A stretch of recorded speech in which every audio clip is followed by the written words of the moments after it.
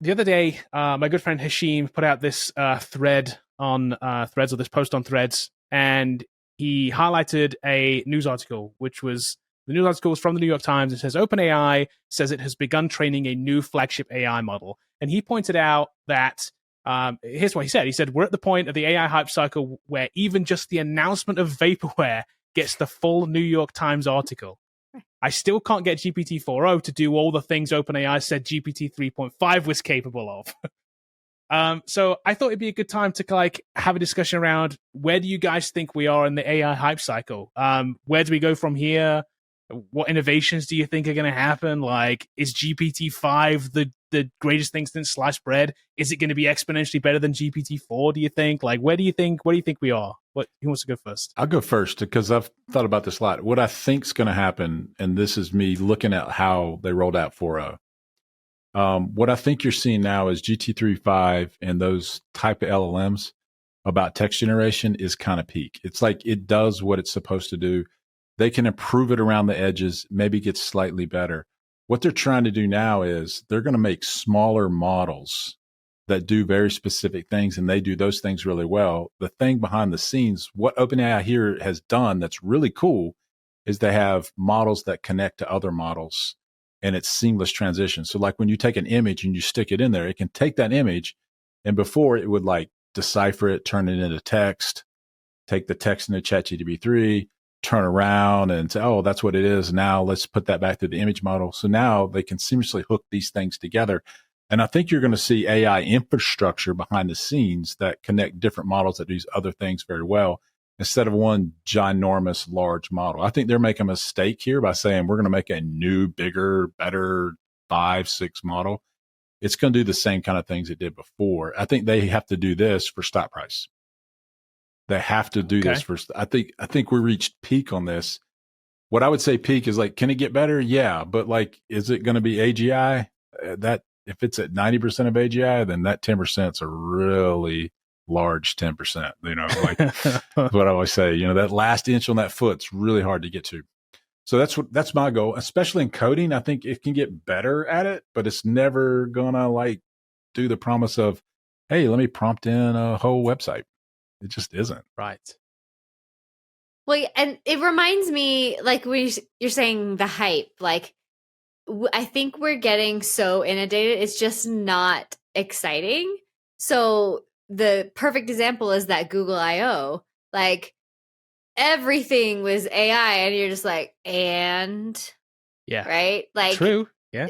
And like people don't understand what AI really is, what it does. Like, so they see these headlines like AI, like, I don't understand that. Like, it's just true. We're not as amazed by it anymore, are we? Yeah, we're not as amazed by it as we once were. And I would argue that I don't think any of since GPT-3, I wouldn't say we've gone 3.5, 3.5 Turbo, 4, 4.0. I would say the growth between 3 to 4.0 where we are now, like 3 or 4 iterations, is nowhere near as wowing as the first 3.5 was. Or 3 was, sorry. 3 was like, wow, that's cool. While it is better, if you look back at it, you're going to say, oh, that is better. It's not exponentially better. It's not GPT-5 isn't going to be like the end of human like work. It's just not. It's not going to be that thing. But people do put that on it. People will, if you speak to people that say, wait till GPT-5, it's going to like, your job's done. We hear it all the time. On YouTube, I hear it almost all the time. I don't know what I'm talking about. Wait till 5 comes out. I'm waiting. Wait till ChatGPT 78. Your job will be replaced by...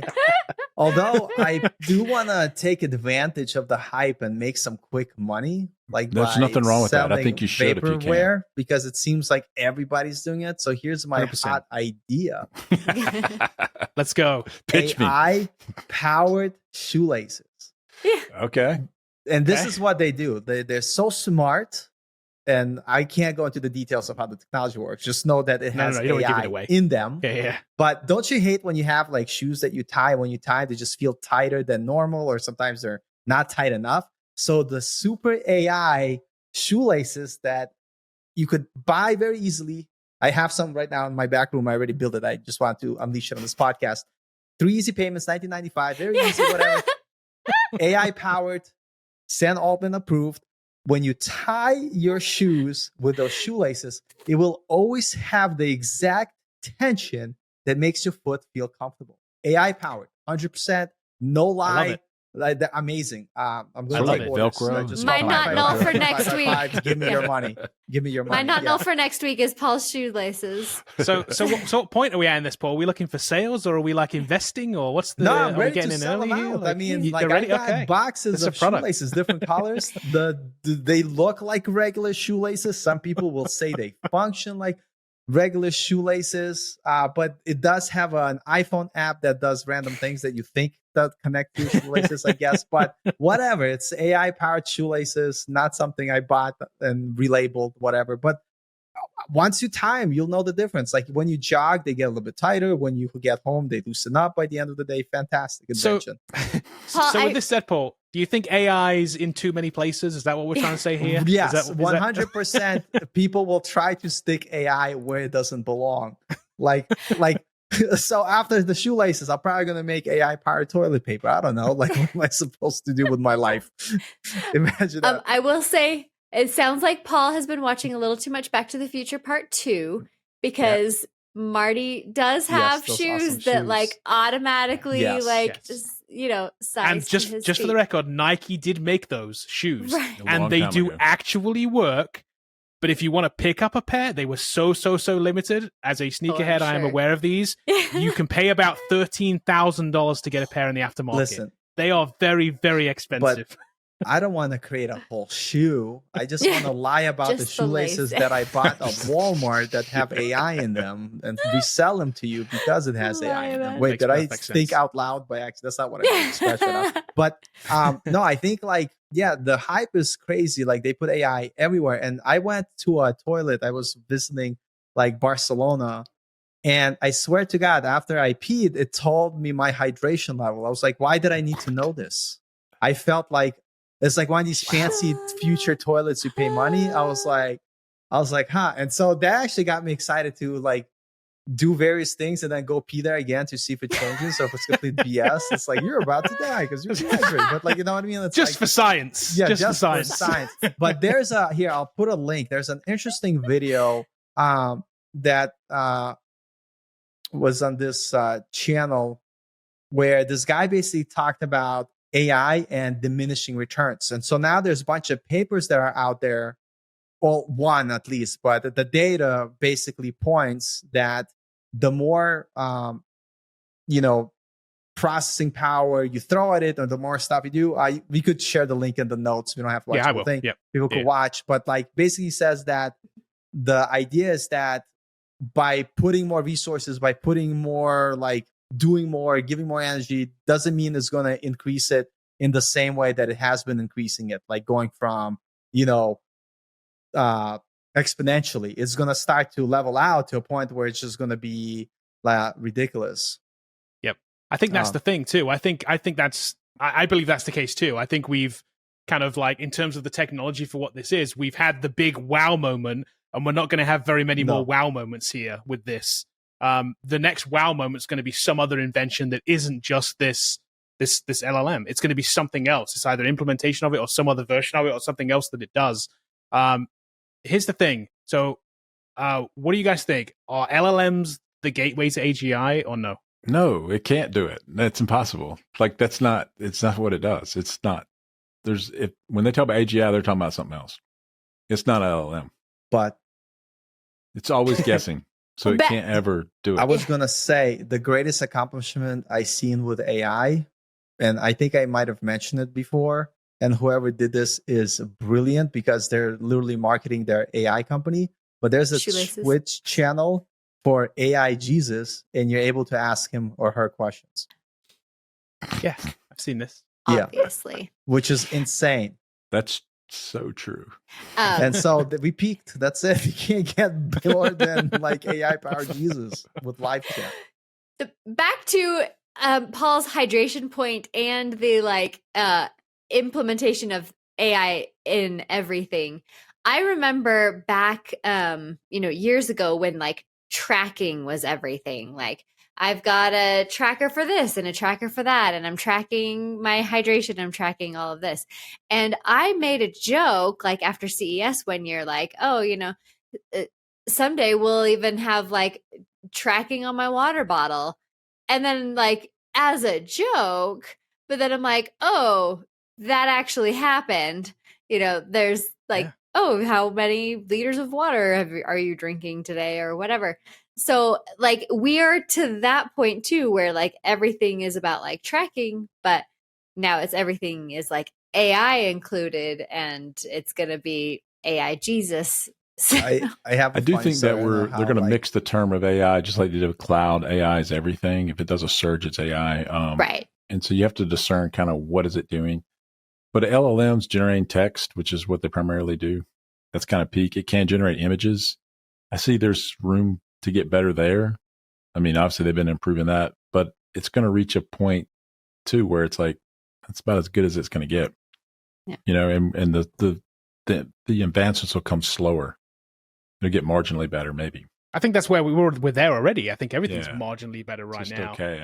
We weren't wowed by Google I/O, like Sarah said. It was just like, oh, more of the same. It's just like, okay, you bring these incremental things that we're just not wowed anymore by it. It's just like it's the norm now. Little things, That's why I say we need a bigger invention to wow us again. Mm-hmm. And I think there is a bigger invention in AI. It's just not what we're doing right now. Yeah, it's not an LLM. It's a T1000. It's not an LLM. Yeah, T1000. Right. It's something else. Yeah. Wow, and I do think there's other AI out there that fly planes and those kind of things. Route management for planes and vehicles, and what they're using in the military is different. They're not typing up. Yeah, and we've had that for a while. I want to bomb Iran. How can we accomplish that? Go take off. I don't think it's working like that, like people think it is. Yeah. It's a little bit more work to get it to follow routes and paths. It's a little different kind of decision matrix. I'm pretty sure the government looked at the state of LLMs and they're like, nope, we can't use that. Well, I mean, if you want to tell us all to eat rocks. Yeah. But general question, how do you feel like, to Sarah's point of having all these apps that constantly tracking what you're doing and constantly giving you your updates about your heart rate and everything else? Like imagine good and bad. In the future it's tied to your insurance plan. Right. Well, that's true. That's the slippery it is slope already. Part of it, right? It is Jesus already. Christ. There are your world. insurance. You can connect Opt like your in. Fitbit to and like you can get like a discount on your premium for if you're doing 10,000 steps a day. We have that on our insurance. The thing is with me, it was like I can't remember what you got. It was you got something for it's it, but it wasn't. Yeah, it was what $1 per day or $1. Yeah, it wasn't enough of an incentive. I just like I'm not that fussed. It was too much of a pain to actually hook it up and get it to work.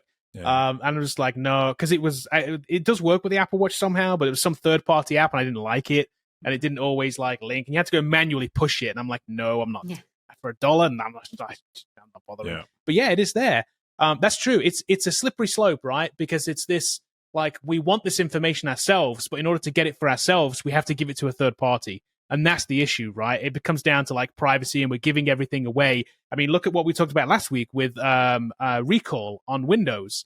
It records everything you do on your PC. Everything. Every window, everything you do, it records it. Now, it says it's on machine, like it stays on machine. But for how long is that a thing until the next thing is, well, I want to switch machines, so I need to send it to the cloud to switch machine. Like, how private is private? We know it's not, right? It's not private. It's just not. Don't believe that it is, because it's not. Windows. Whoever said to you that something stays on Windows is smoking crack. Windows, it's just like browser history. They say that stays on your machine. And yet every time someone gets arrested, they said, well, we went through their browser history and saw they looked how to make a bomb. I'm like, okay, how did we find that? Like, it's this false sense of security, isn't it? False sense of privacy, even. It's like, it doesn't exist. It doesn't exist. And the more and more and more we want this information, and it's good for us and we want it and it's interesting, but again, you have to give it to a third party to get it. So it's slippery slope. I don't know. I love it, hate it.